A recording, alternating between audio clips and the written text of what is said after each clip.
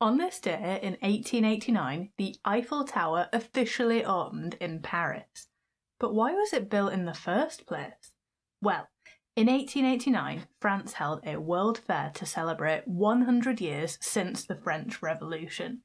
The idea was to build the tallest monument in the world, like a giant shaft to commemorate the day that they shafted the monarchy. Beautiful.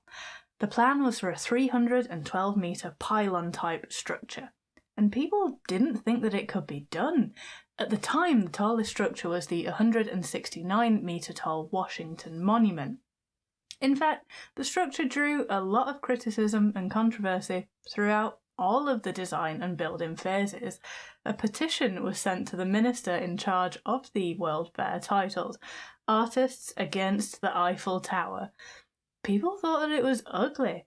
They said it looked like a giant smokestack, and you can see why. It is a bit ugly. Sorry, Paris.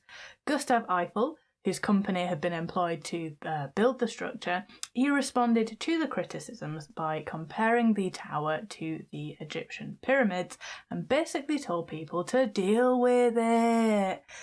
It took just over 2 years to build the tower, and throughout the tabloids wrote level-headed and measured headlines on the progress of the construction, such as Gustave Eiffel has gone mad. He has been confined in an asylum. He hadn't been. When the tower opened, on this day, in 1889, the lifts had not yet been finished. This meant that the government officials and selected members of the press had to spend an hour climbing the stairs to the top. I imagine that they were just too tired to be angry about it. And say what you will, the tower was a success. Nearly 2 million people had visited it over the period of the World Fair alone. And it must have been absolutely mind-blowing to see. It was almost twice as tall as the tallest monument in the world.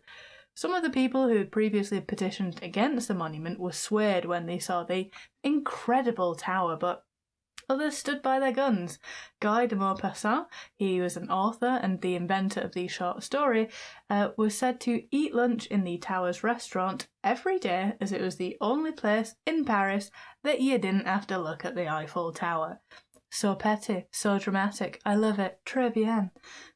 At night, the tower was lit up with hundreds of gas lamps, and a beacon at the top sent out the tricolour. 2 searchlights were used to illuminate various buildings, and a cannon at the top announced the daily opening and closing of the fair. I guess it's one way of doing it when you can't check the website for the opening hours. There was a post office at the top of the tower for people to send souvenirs, and the newspaper, Le Figaro, had offices and a printing press on the second level. Very cool, but a logistical nightmare when it came to distribution. Gustave Eiffel had an apartment at the top of his tower because, of course he did. He used the place as a weather station. And the military took an interest in the building. They wanted to use it as a giant antenna. And when they realised it worked, the building became of military strategic importance. And this mattered because the Eiffel Tower had only been granted a 20-year lifespan, meaning that the city of Paris could have pulled it down from 1909. With the military on side though, the future of the tower was secure. So, let's close this video with some fun facts about the Eiffel Tower. The con artist, Victor Lustig, he sold the tower for scrap twice, in 1925 and 1926.